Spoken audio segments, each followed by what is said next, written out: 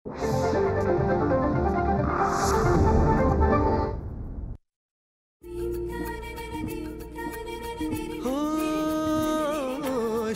स्वरांचे बनती गाणे, साजनवानंद तराणे, रसिकांशी हे जुळते नाते घडते जेव्हा सुरेल गाणे. कसे हे घडते मनात येते, भेटू बोलू ऐकू तयांच्या गोष्टी गाण्यांच्या, गोष्टी गाण्यांच्या.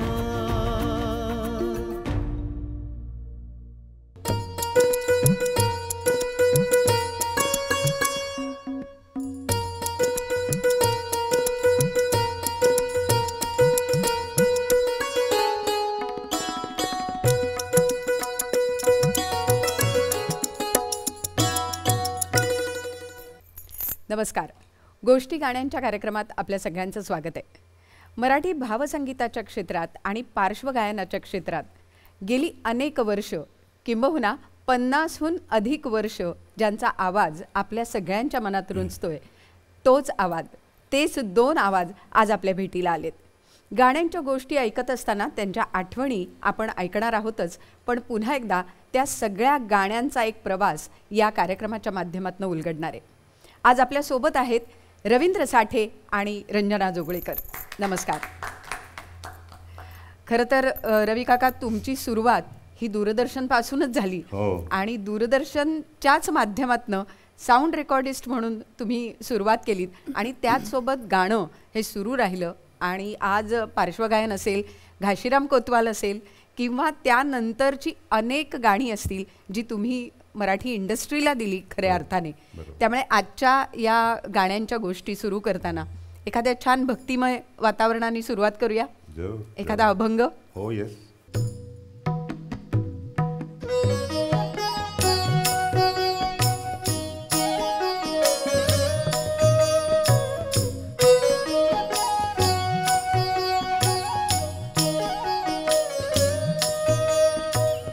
सर्वांगे सुंदरू कासे पितांबरू, सर्वांगे सुंदरू कासे पितांबरू, विद्येचा सागरू वंदियेला,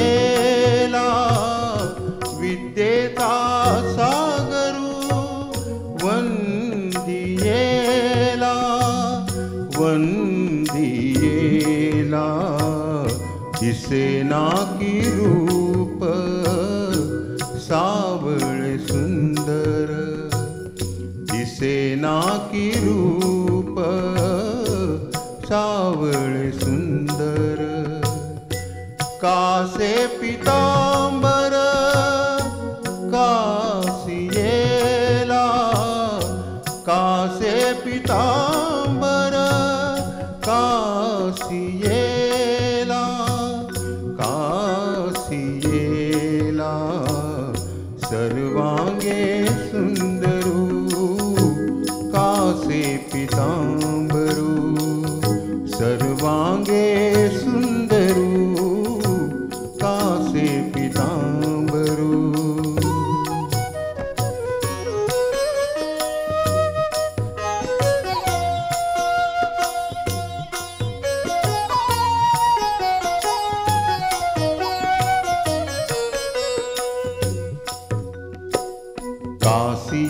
कासियेलियांगी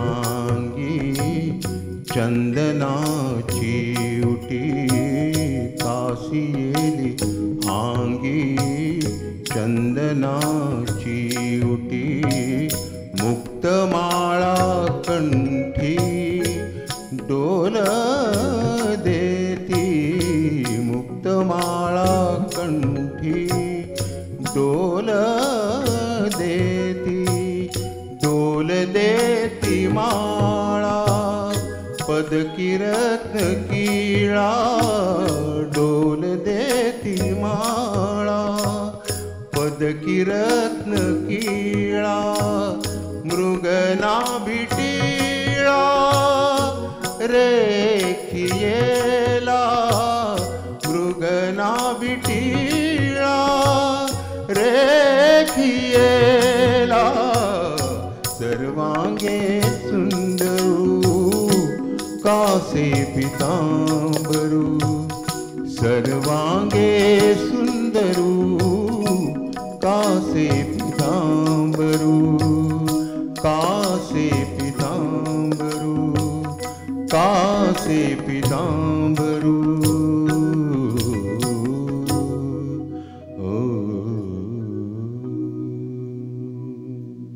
वा, तोच भारदस्त आवाज असं मी म्हणेन की इतकी वर्ष आम्ही ऐकत आलो आणि आज पुन्हा एकदा ऐकताना खूप बरं वाटलं. वा. आज जेव्हा आपण या मैफिलीची सुरुवात करतोय तेव्हा गाण्यांमागच्या गोष्टी आम्हाला ऐकायच्या आहेत. बरोबर.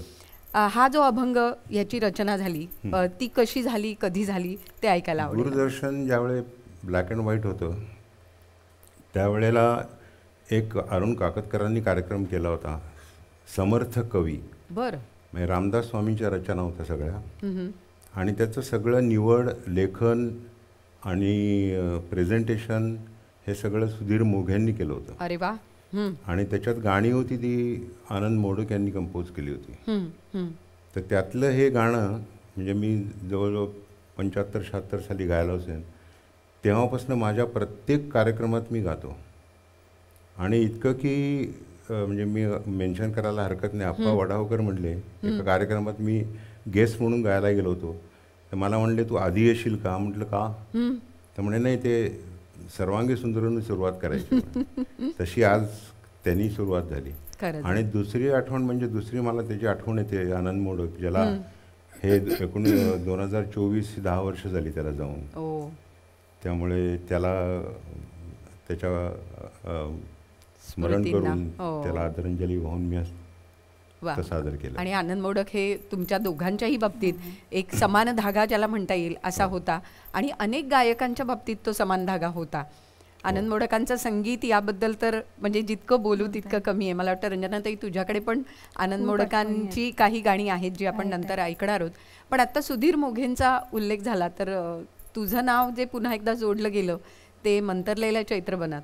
म्हणजे तुम्ही तो कार्यक्रम असा होता की कदाचित ऑर्केस्ट्रा हे नंतर आले पण वाद्यवृंद हा जर पहिला ज्याची सुरुवात झाली असेल तर ती मंतरलेल्या चैत्रबनातने झाली.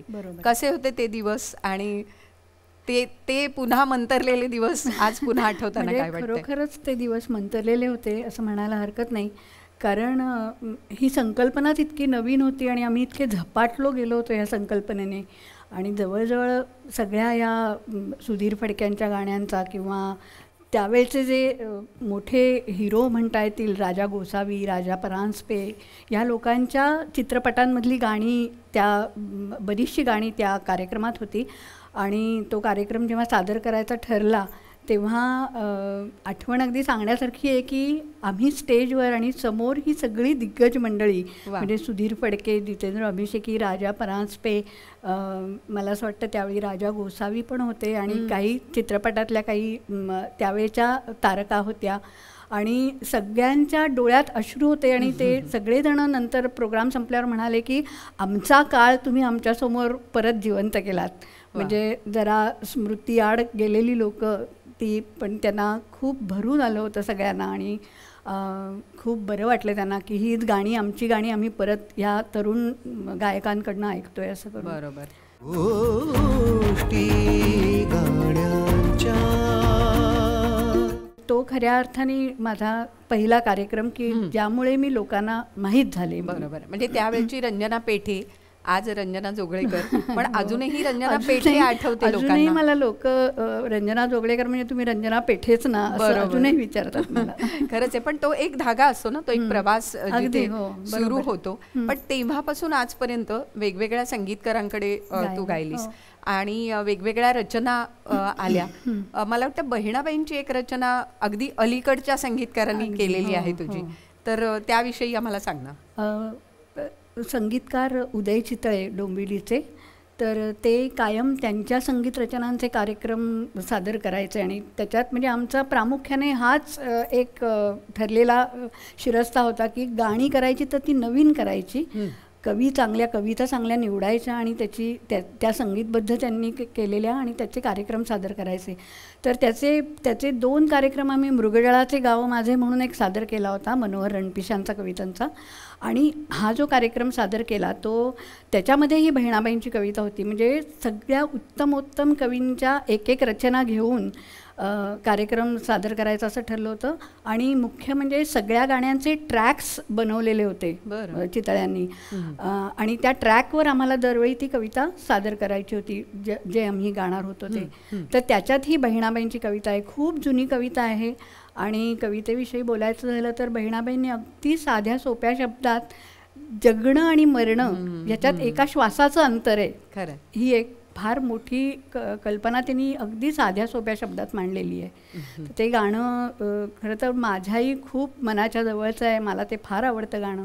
बरोबर. आणि जसं आपण पारंपरिक रचना ऐकतो ना तसं कुठेतरी बहिणाबाईंच्या कवितेचं होतं की ते पारंपरिक रचनांच्या जवळ जातं. आणि अशिक्षित बाई पण जिने आपलं जगण्याचं तत्वज्ञान आपल्याला त्यांच्या गाण्यातनं सांगितलं. मला वाटतं आज तुझ्या गाण्याची सुरुवात करताना आपण बहिणाबाईंची सुरुवात करूया. हो हो हो.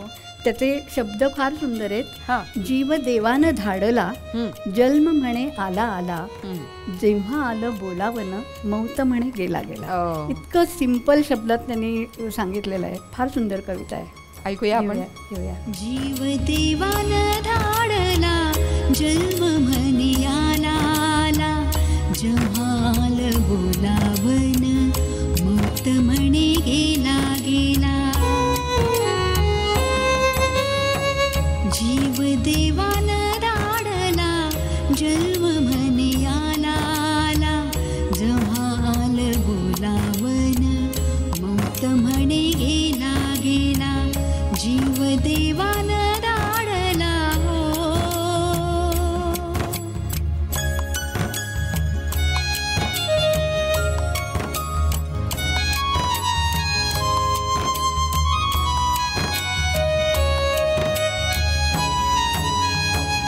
दिसाला कामामंदी रात निज मधी गेली, मरणाची निज जाता जन्माची जाग आली. दिसाला कामामंदी रात निज मधी गेली, मरणाची निज जाता जन्माची जाग आली. जीव देवानं धाडला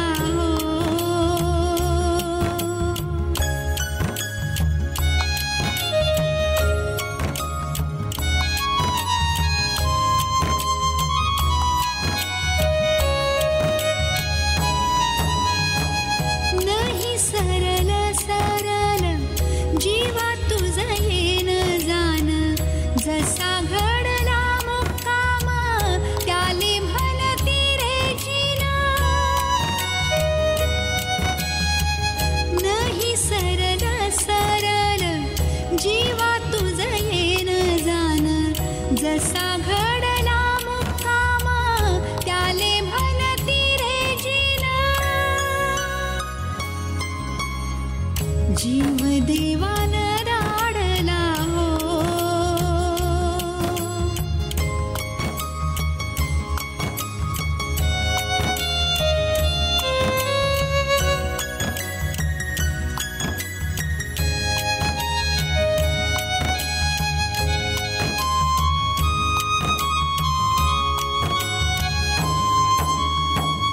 आला सास गेला सास, जीवा तुझं गतंतर, अरे जगन मरण एका सासाचं अंतर.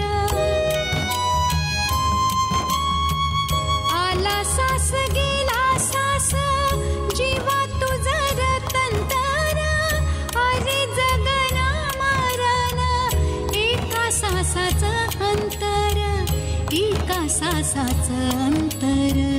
जीव देवानं धाडला जन्म म्हणे आला आला, जेव्हा आलं बोलावनं मौत म्हणे गेला गेला. जीव देवान राडला जन्म म्हणे आला आला जेव्हा आलं बोलावन मुक्त म्हणे गेला गेला जीव देवान राडला हो.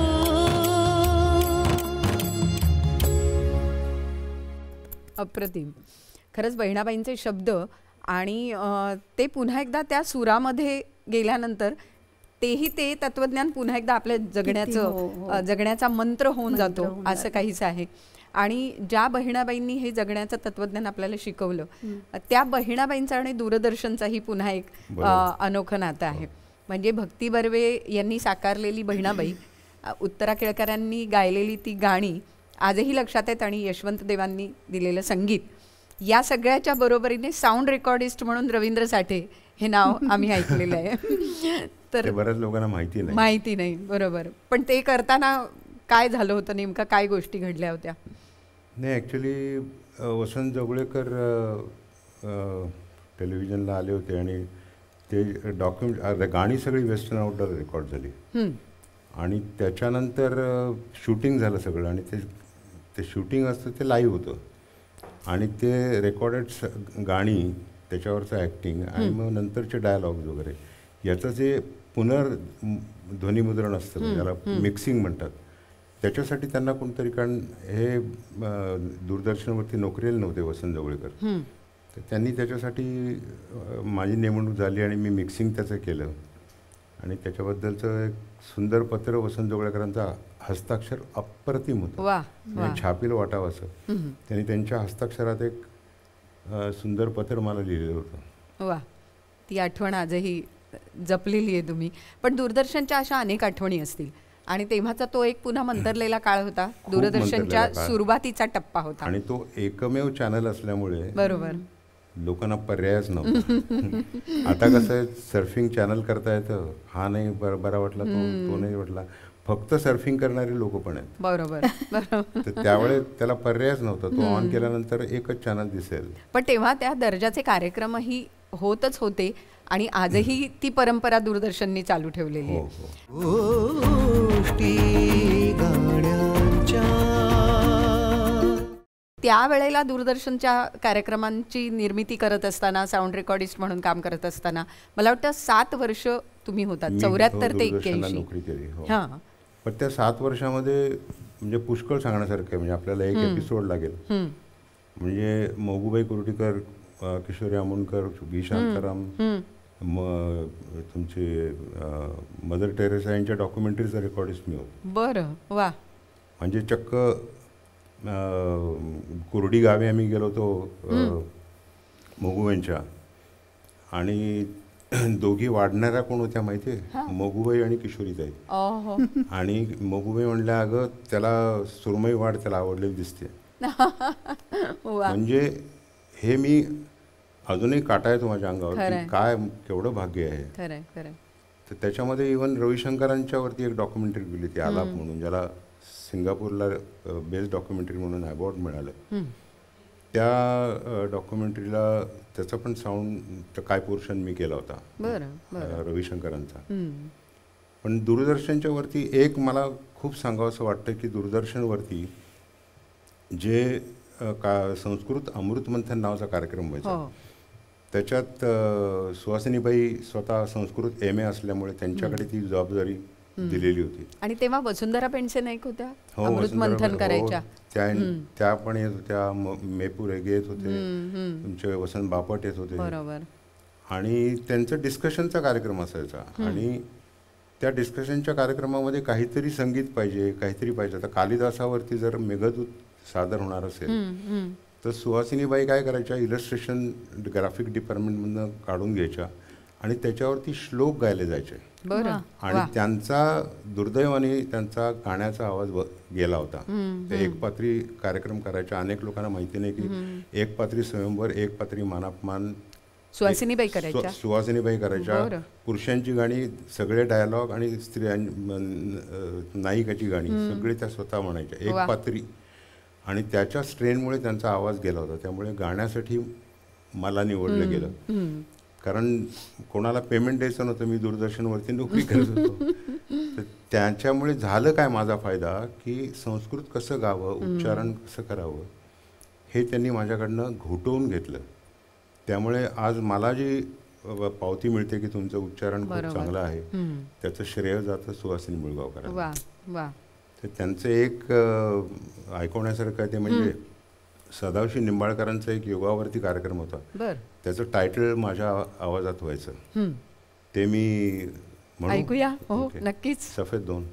वपुकृशत्वं वदने प्रसन्नता नादस्फुटत्वं नयने सुनिर्मले अरोगता बिन्दुजयोऽग्निदीपनं नाडी विशुद्धि हठसिद्धिलक्षणं नाडी विशुद्धि हठसिद्धिलक्षणं.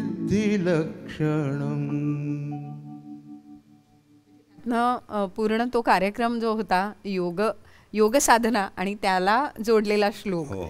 म्हणजे हे पुन्हा सुहासिनीबाईंचं एक श्रेय मोठं होतं प्रश्नच त्या नाही, सगळ्याला. प्रश्नच नाही. पण रवी काका, आम्ही तुम्हाला नंतर जे पार्श्वगायनाच्या बाबतीत ऐकलं त्याही पूर्वी घाशीरामच्या संपूर्ण संचामध्ये तुम्ही होतात, घाशीराम कोतवालच्या.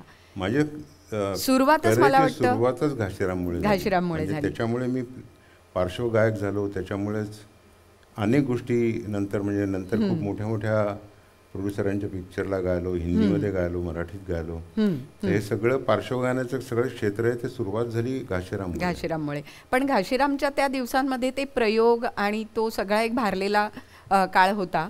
त्यामध्ये गाण्याचं जे श्रेय होतं किंवा गाण्याच्या ज्या गोष्टी होत्या त्या नेमक्या कशा घडल्या आणि एखादी आठवण घाशीरामची आम्हाला त्याच्यामध्ये कसं होतं की त्याच्यामध्ये सगळे संगीतातले प्रकार वापरले होते. त्याच्यामध्ये तुमची सुरुवातीचं सरस्वती नमन होतं, त्याच्यानंतर गणपतीची श्रीगणराय नर्तन करी आम्ही पुण्याचे बामण हरी, त्याच्यानंतर सगळ्या प्रकार म्हणजे ज्याच्यात तुमचे फोक संगीतातले सगळे प्रकार आणले गेले. ते इव्हन त्याच्यामध्ये कव्वाली होती, त्याच्यामध्ये ठुमरी मी गायचो. आणि त्या ठुमरीच्या वेळी मागे मायमिंग करायची लोक. तर एक आठवण सांगण्यासारखी आहे ती अशी आहे की आमचे 19 प्रयोग झाले त्यावेळी मी ठुमरीमध्ये फक्त अस्थायी गात होतो. तर अस्थायी गायल्यानंतर एक दिवशी पु ल देशपांडे भाई शोला आले आणि ते नंतर भेटले आम्हाला. म्हणले की म्हणजे आमच्या सगळ्या ग्रुपला म्हणले की तुम्ही ठुमरी अर्धवट का गातात, नुसती अस्थायी का गाताय तुम्ही, अंतरा का गात नाही. तर आम्ही म्हटलं की आम्हाला मागची ॲक्टिव्हिटी मायमिंग जी आहे ते कंप्लीट होतोपर्यंत काहीतरी मुवमेंट पाहिजे होती. तर त्यामुळे ती ठुमरीची फक्त अस्थायी तेवढ्या अंतराची झाली, तेवढा वेळ त्याच्यात बरोबर होता. ते म्हणले पण अंतरा गा की. म्हटलं आम्हाला अंतरा माहिती नाही. तर पु ल देशपांडे म्हणजे त्यात काय म्हणले मी लिहून देतो. अरे आणि त्यांनी एक कागद घेतला, पेन घेतलं आणि त्याच्यावरती अंतरा लिहून दिला. आणि तो नंतर मी अंतरा सगळे प्रयोग म्हणजे हे 30-40व्या प्रयोगाला आले असतील. त्याच्यानंतर 700-750 झाले. सगळ्या प्रयोगामध्ये तो अंतरासकट मी ठुमरी गायला लागली पु ल देशपांडेंच्यामुळे. आणि त्यांनी ती तातडीने लिहून दिलं. तो कागद माझ्याकडे आहे त्यांच्या हस्ताक्षरातला. वा. हा ठेवा आहे. हा खरंच म्हणजे इतक्या जुन्या सगळ्या गोष्टी आणि त्याचे तुम्ही साक्षीदार आहात आणि आज आम्हाला ते तुमच्याकडनं ऐकायला मिळतंय, हे आमचं भाग्य आहे एका दृष्टीने. पण ती ठुमरी आज ऐकायला आवडेल. पुलंनी लिहून दिलेल्या त्या अंतर्यासह आम्हाला ऐकायला आवडेल.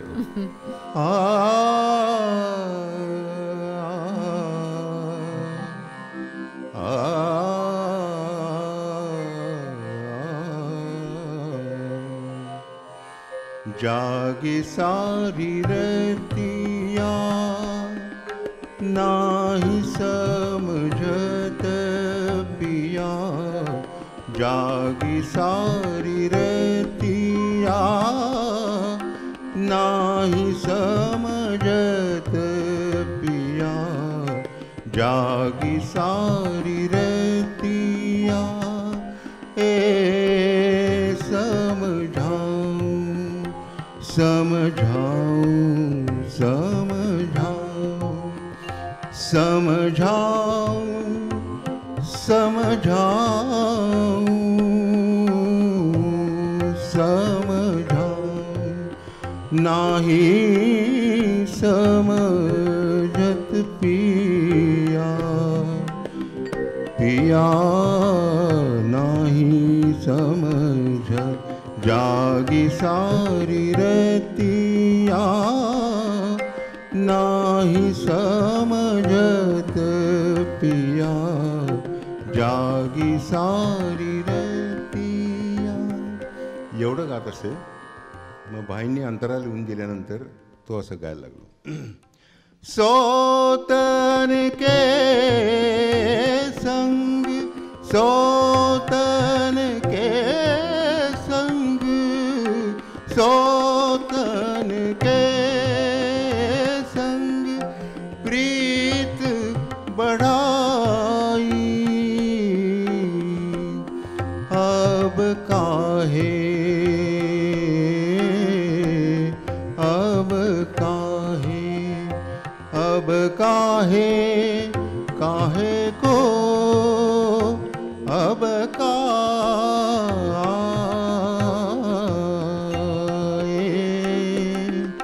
अब काहे बनाई बनाई बनाई झूठी बत्तियाँ बत्तियाँ झूठी बनाई जागी सारी रहती या नाही समझत पिया जागी सारी रहतिया जागी सारी रहतिया जागी सारी रतिया.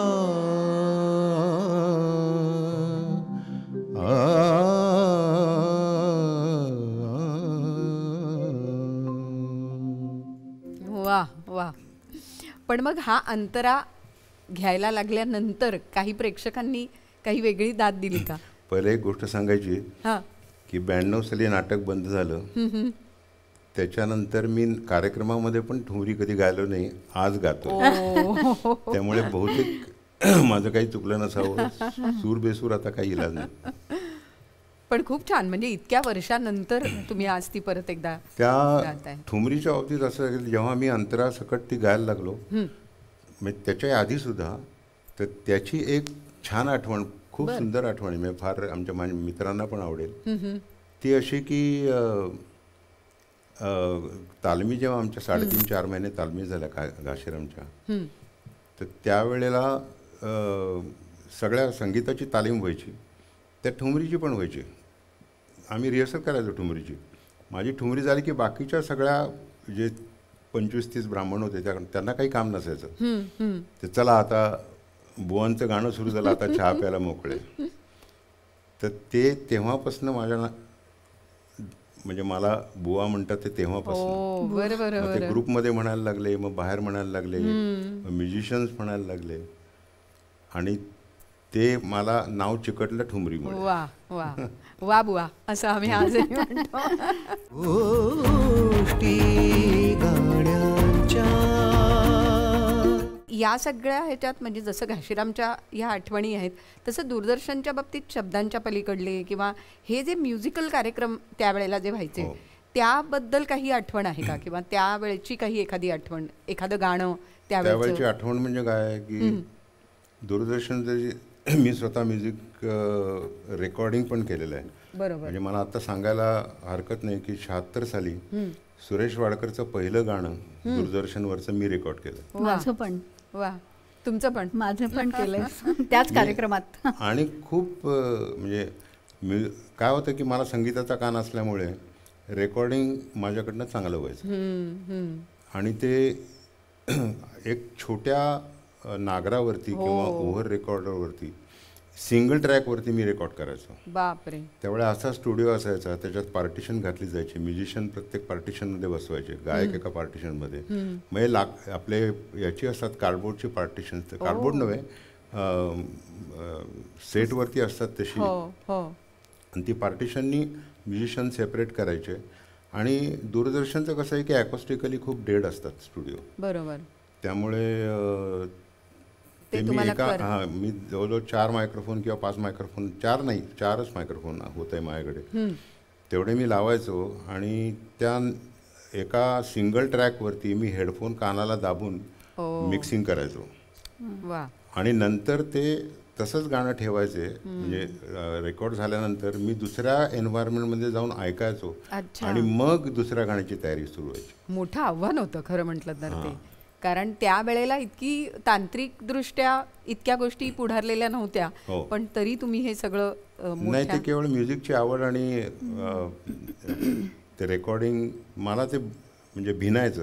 रेकॉर्डिस्ट हा व्यवसाय सुद्धा मला खूप आवडीने मी केला. म्हणजे मला त्याच्यामध्ये स्टेट गव्हर्नमेंट अवॉर्ड आहे उंबरठा पिक्चरला. त्यामुळे मी ती खूप आवडीनेच सगळ्या गोष्टी केल्या. घाशीराममध्ये काम काय, दूरदर्शनवरचं म्हटलं तसं मोठ्या मोठ्या डॉक्युमेंटरीज केल्या आणि म्युझिक रेकॉर्ड केलं. प्लस आता मी गातोय, तर हे सगळं खूप आवडीने एकत्र चालू होतं. एकत्र चालू होतं. पण याच दूरदर्शनची जसं रंजनाताई आत्ता तू म्हणालीस की तुझंही पहिलं गाणं यांनीच रवी काकांनीच रेकॉर्ड केलेलं आहे. पण त्याही वेळेला मला आठवतंय म्हणजे कॅसेटमध्ये काही गाणी रेकॉर्ड केलेली असायची ना, तसं तुझं एक गाणं माझ्याकडे कॅसेटमध्ये जपून ठेवलेलं होतं. ते म्हणजे सजना पुन्हा स्मरशील ना, जे मी दूरदर्शनवरच त्यावेळी ऐकलं होतं मी खूप लहान असताना. पण त्याची निर्मिती कशी झाली किंवा त्यावेळेला काय घडलं होतं? पुण्याचे जे आलूरकर म्युझिक हाऊस म्हणून जे गाजलेलं संगीत जिथे भरपूर प्रमाणात ऐकलं जायचं, नंतर रेकॉर्ड्स खरेदी केल्या जायच्या, असं एक ठिकाण होतं कर्वे रोडवर. आणि आलूरकर स्वतः खूप शौकीन होते, रसिक होते, त्यांना आवड होती गाण्याची फार. आणि त्यांनी त्यावेळेचे 2 हे प्रॉमिसिंग संगीतकार होते, म्हणजे आनंद मोडक आणि श्रीधर फडके. तर त्या दोघांना घेऊन काही संगीत रचनांचा एक भावधारा नावाचा एक संच त्यांनी रेकॉर्ड करायचं ठरवलं होतं. आणि त्याचं रेकॉर्डिंग चालत होतं, ज्याच्यात रवींद्र साठे पण, त्यांची पण खूप सुंदर गाणी आहेत त्याच्यात. आणि त्याच्यामध्ये आनंद मोडक म्हणून नकोस कमीत कमी नाही, मी ती चूक नाही करणार. तर त्याच्यामध्ये आनंद मोडकांनी असं ठरवलं होतं की भावगीतं तर आपण करतोच आहोत, पण थोडंसं क्लासिकल टच असलेलं असं गाणं पण केलं पाहिजे. आणि त्यांनी रवींद्र साठ्यांची, श्रीकांत पारगावकरांची अशी छान क्लासिकल बेस असलेली 2-3 गाणी केली होती. श्रीधर फडक्यांनाही असं वाटलं की आपण पण शास्त्रीय संगीताचा बाज असलेलं छान अध्यामध्ये बांधलेलं असं एखादं गाणं करावं. आणि त्यांनी सजना पुन्हा स्मरशील ना हे सुधीर मोघ्यांची कविता निवडली.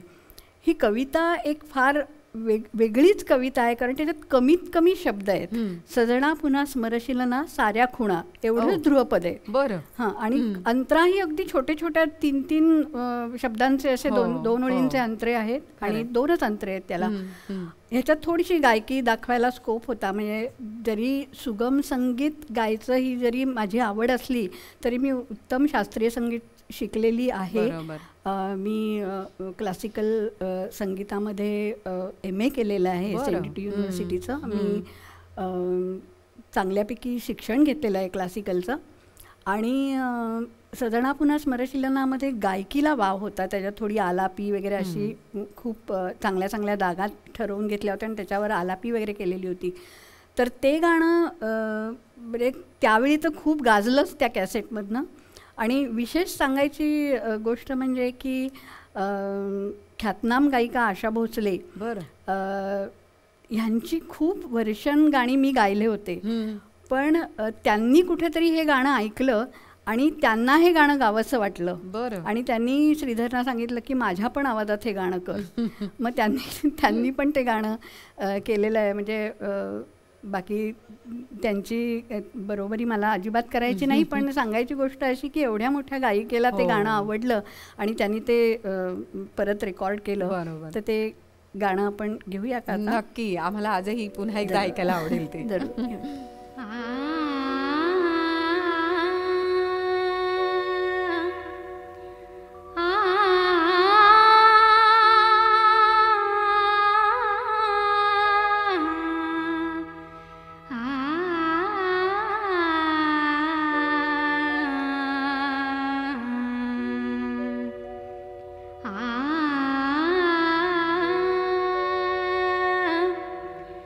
सजना पुन्हा स्मरशील ना, सजना पुन्हा स्मरशील ना, सजना पुन्हा स्मरशील ना, साऱ्या खुणा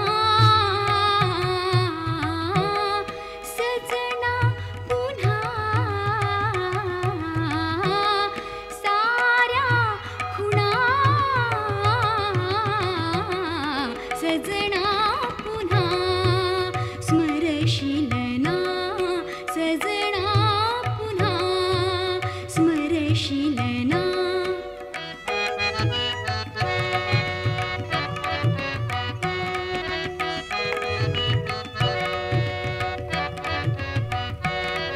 चकवून कुणा आले कोण, चकवून कुणा आले कोण, चकवून कुणा आ आ आ आ चकवून कुणाले कोण, दिधले प्रिया चुंबनदान, दिधले प्रिया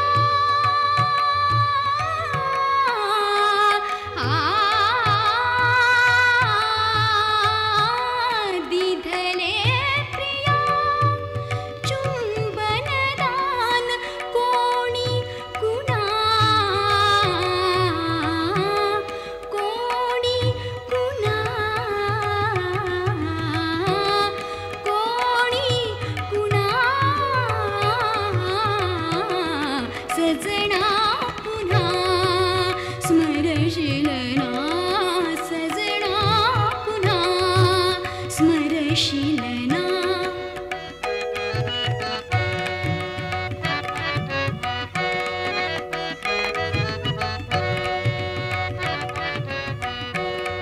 प्रीतीतले लाख बहाणे, प्रीतीतले लाख बहाणे, प्रीतीतले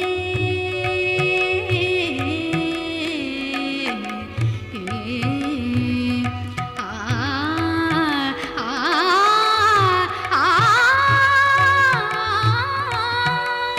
प्रीतीतले लाख बहाणे, तुम्ही नवे खेळ पुराणे, तुम्ही नवे खेळ पुराणे, मनमोहना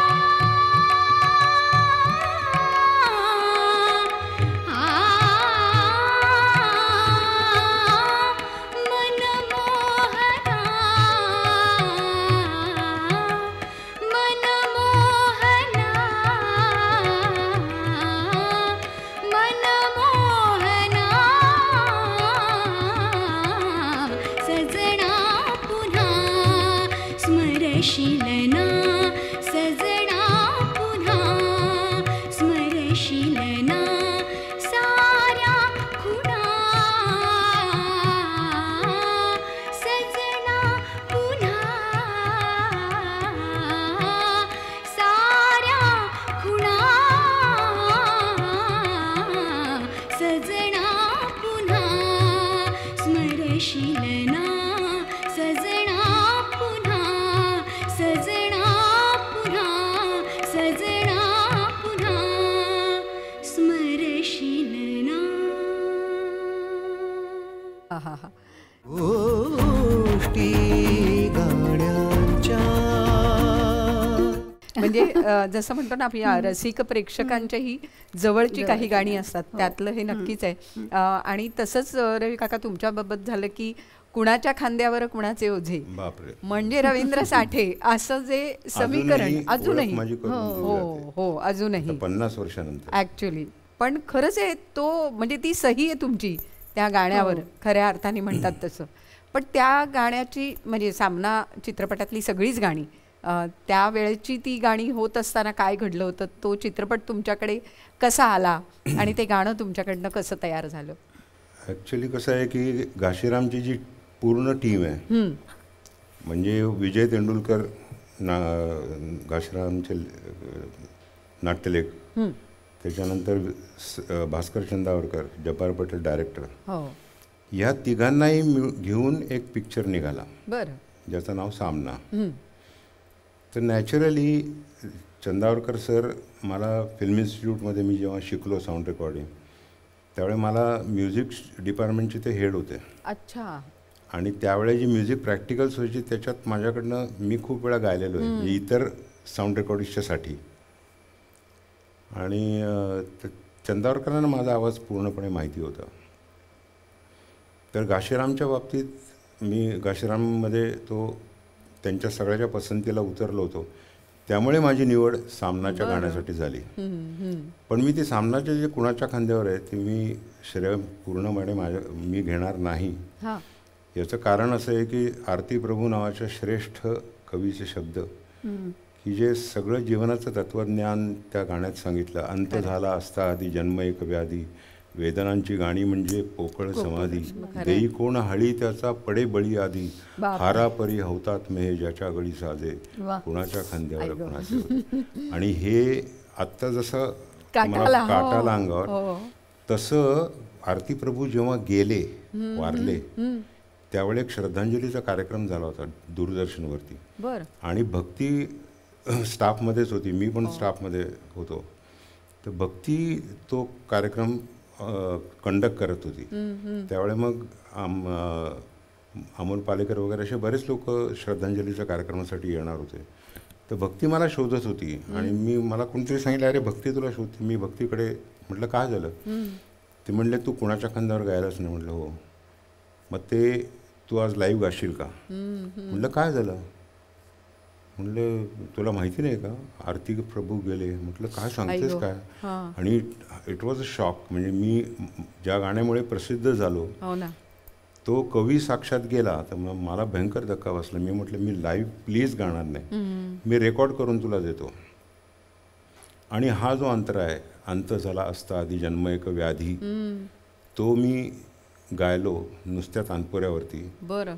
आणि तो त्यांच्या श्रद्धांजलीच्या कार्यक्रमामध्ये त्याच्यावर व्हिज्युअल्स काय होती माहिती आहे? सगळ्या साहित्यिकांनी त्यांच्या तिरडीला खांदा दिला. म्हणजे ज्या कवीची उपेक्षा झाली जन्मभर, त्याच्यावरती त्यांनी स्वतःसुद्धा खूप लिहिलं आहे. माझ्या कवितेच्या वाटेला जाऊ नका वगैरे, खूप सुंदर लिहिलेलं माणूस. तर त्यांची अंत्ययात्रा निघाली, त्यावेळेस सगळे साहित्यिक होते आणि त्यांनी त्यांचा अंत्यसंस्कार झाले त्यांच्या उपस्थितीत. आणि त्याच्या मागे स्वर तुमचा आणि स्वर माझा त्यावेळेस चालू होता. आणि मी लिटरली इतका हादरलो. कार्यक्रम जेव्हा टेलिव्हिजनवरती रात्री श्रद्धांजलीचा कार्यक्रम जेव्हा लाईव्ह झाला, बरोबर, तो लाईव्ह होताना मी बाहेर तो पाहिला. आणि मी बाहेर पाहिल्यानंतर मला इतक्या मित्रांनी सांगितलं, अरे ते आम्हाला सहन नाही झालं. ते सगळं वातावरण तुमच्या आवाजामुळे अधिक आणि मुख्य म्हणजे त्यांचे शब्द. त्याच्यानंतर दुसरं श्रेय द्यायचं झालं तर भास्कर चंदावरकर यांना द्यायला लागेल. तिसरं श्रेय द्यायचं झालं तर श्रीराम लागू आणि निळू फुले यांनी ज्या उंचावरती तो चित्रपट नेऊन ठेवला त्यांना द्यायला लागेल. आणि थोडंसं उरलं असेल तर ते माझं श्रेय. नाही, खरंच आहे. ते आम्ही इतके वर्ष ऐकतोय आणि आजही मला वाटतं तुम्हालाही कुठच्याही मैफिलीत गेल्यानंतर हे गाणं ची फरमाईश झाली नाही असं झालं नसेल. आज आपण ऐकूया पुन्हा एकदा. कुणाच्या खांद्यावर कुणाचे ओझे, कुणाचे ओझे, कुणाच्या खांद्यावर कुणाचे ओझे, कुणाचे ओझे.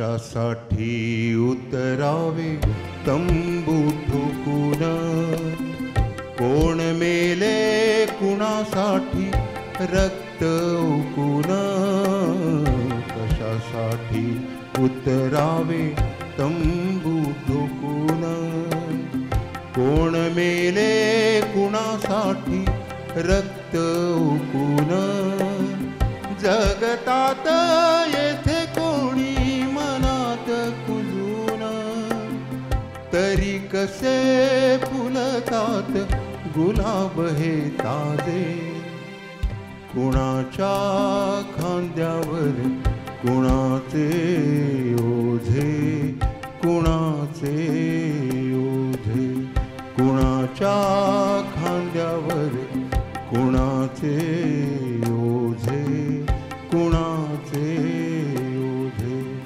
कुणाचे ओझे, कुणाचे ओझे. वन मोर असं म्हणावं असं वाटतंय आता.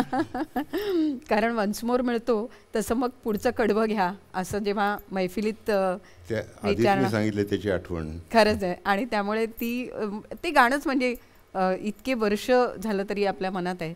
तसंच या चित्रपटातलं आणखी एक गाणं म्हणजे सख्या रे, आणि लताबाईंबरोबर गाणं, तो अनुभव कसा होता? म्हणजे सामना चित्रपटामध्ये जी गाणी होती त्याच्यामध्ये एक गाणं कुणाच्या खांद्यावर होतं आणि कोणीतरी अशी पटापट गंमत आम्हा सांगितलं काय, या टोपीखाली दडलंय काय. तर हे गाणं डॉक्टर लागू त्यांच्यामधला जे गाण्याचा भाग होता तो मी, आणि त्याच्यानंतर उषा मंगेशकर असं त्या गाण्यात होतो. आणि ते गाणं रेकॉर्ड झाल्यानंतर दुसरं गाणं रेकॉर्ड करायचं होतं जे लताबाईंनी होकार दिला होता की मी गाईन म्हणून. ते गाणं क्लायमॅक्सला येणार होतं, म्हणजे जिथे त्या मारुती कांबळेचा खून होतो त्याच्यावरती ते वापरलं जाणार होतं. तर ते सख्या रे घायाळ मी हरिणी. तर ते गाणं रेकॉर्ड होण्यासाठी आम्ही सगळे लताबाईंची वाट बघत बसलो. तर मला त्यांना प्रत्यक्ष गाताना बघायचं होतं, ऐकायचं होतं. ॲक्च्युली त्यांनी सांगितलं की तुम्ही ट्रॅक रेकॉर्ड करा, मी त्याच्यावर गाईन. त्यावेळी ट्रॅकवरती सुद्धा अख्खं गाणं गायकाला गायला लागायचं विदाऊट एनी मिस्टेक. बरं. आणि तर ते डबिंग खूप महत्त्वाचं होतं आणि लताबाईवरच करू शकतात. तर त्यांनी झालं काय, त्या ट्रॅक घ्या म्हणले आणि त्यावेळेस उषा मंगेशकर निघून गेल्या होत्या. त्यांना काही सांगणं शक्य नाही की दीदींसाठी गा. बरोबर. मग आता कोणतरी गायक निवडायला पाहिजे. तर चंदावरकर सर मला म्हणले, अरे तू आहेस तर तू गाशील का ट्रॅकसाठी? तर मी म्हटलं मी गाईन. म्हणलं मला चाल माहिती नाही, मी स्टुडिओमध्ये चाल शिकलो, त्याच्यानंतर गायलो आणि गायल्यानंतर मी संपूर्ण गायलो. ही माझी म्हणजे मलासुद्धा ओके टेकपर्यंत वेळ नाही घेतला. म्युझिक चांगलं आल्यानंतर म्हणले रवी आता बास. तर आता झालं असं की ते गाणं माझं गाणं नव्हतंच, ते लताबाई आल्या त्याच्यानंतर 1 महिन्याभराने त्यांचं डबिंग होतं. त्यावेळी मी प्रत्यक्ष त्यांना बघितलं, नमस्कार केला. त्याच्यानंतर त्यांनी मला खूप चांगल्या सजेशन्स केल्या. बरं. त्या म्हणल्या आपल्या मराठी गायकांवरती खूप आक्षेप घेतला जातो की उर्दू उच्चारण चांगलं नाही, तुम्ही उर्दू शिका, असं मला त्यांनी सल्ला दिला होता. आणि मी ते केलं. 2 वर्ष उर्दू शिकलो. म्हणजे थोडंसं मला लिहिता येऊ शकत होतं. अच्छा. तर ते त्यांचा सल्ला होता तो. पण त्याच्यानंतर त्या गायला ते म्हणजे वस्तुपाठ होता अक्षरशः, म्हणजे ते गाणं कसं गावं. पण मला सगळ्यात त्याच्यानंतरची गोष्ट अशी महत्त्वाची वाटते की HMVची जेव्हा रेकॉर्ड निघाली त्यावेळी एक गाणं कमी पडलं आणि त्याचं एखादं गाणं रिपीट केलं तर पूर्ण रॉयल्टी मिळत नाही. अच्छा. 5 गाणी होती, एक स्टँडर्ड EP आणि एक एक्सटेंडेड EPचे 4 गाणी आणि स्टँडर्ड EP 2 गाणी. तर एक गाणं कमी पडत होतं. तर दुसऱ्याच्या आवाजात गायलेलं चालतं. तर मी ट्रॅकसाठी गायलो होतो. तर त्यांनी मला त्यावेळे, मी इतका नवखा होतो की मला त्यावेळी माझी परमिशन वगैरे पण घेतली नाही. त्यांनी माझा ट्रॅक सरळ देऊन टाकला. बरं. तर मी म्हटलं आता मला म्हणजे मी पुरुष म्हणतोय गायळ मी हरिणी. हो ना. तर म्हटलं असं कसं तुम्ही ठेवता? नाही त्या ते ट्रॅक ते चालतंय म्हणे, चांगलं झालं. अरे म्हटलं मला गायला द्यायचं किंवा जगदीश खेबुडकरांनी काहीतरी वेगळे शब्द लिहून दिले असते त्या ट्रॅकवरती, पण ते नाही घडलं. आणि त्यामुळे मला ते कुठेतरी खंत माझ्या मनातली मी कार्यक्रमात ती गाऊन बाहेर काढतो की हे मला गायला मिळालं असतं तर आवडलं असतं. बरोबर. पण आज आम्हाला ऐकायला आवडेल ते. मी त्याचे फक्त आस्थाही गातो, म्हणजे ॲडलिप पोर्शन गातो. हा महाल कसला रान झाडी ही दाट, अंधार रातीचा कुठ दिसना वाट, कुण्या द्वाडान घातला घाव, केली कशी करणी, सख्या रे सख्या रे सख्या रे घायाळ मी हरिणी, सख्या रे घायाळ मी हरिणी.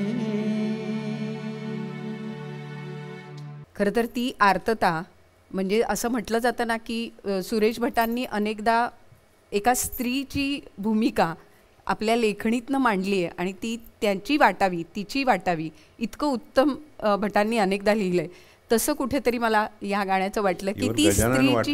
गजानन वाटे सुद्धा स्त्रियांची गाणी स्वतः गायचे. हो ना, हो ना. राधे तुझा शैला अंबाडा हे खूप पॉप्युलर स्वतः गायचे. खरंच आहे. त्यामुळे ती जी स्त्रीची व्यक्तिरेखा किंवा तिची जी भूमिका आहे ना, ती सुद्धा तुमच्या स्वरातनं तितकीच भारलेली आम्हाला जाणवली आणि कदाचित ती त्यांनाही ती त्यांनाही जाणवली असणार. आणि म्हणूनच मला वाटतं तो भारलेला स्वर आणि याच भारलेल्या स्वरांनी भारलेला जन्म हा असं जेव्हा आपण म्हणतो तेव्हा हे स्वर आपल्या मनात असेच राहावेत.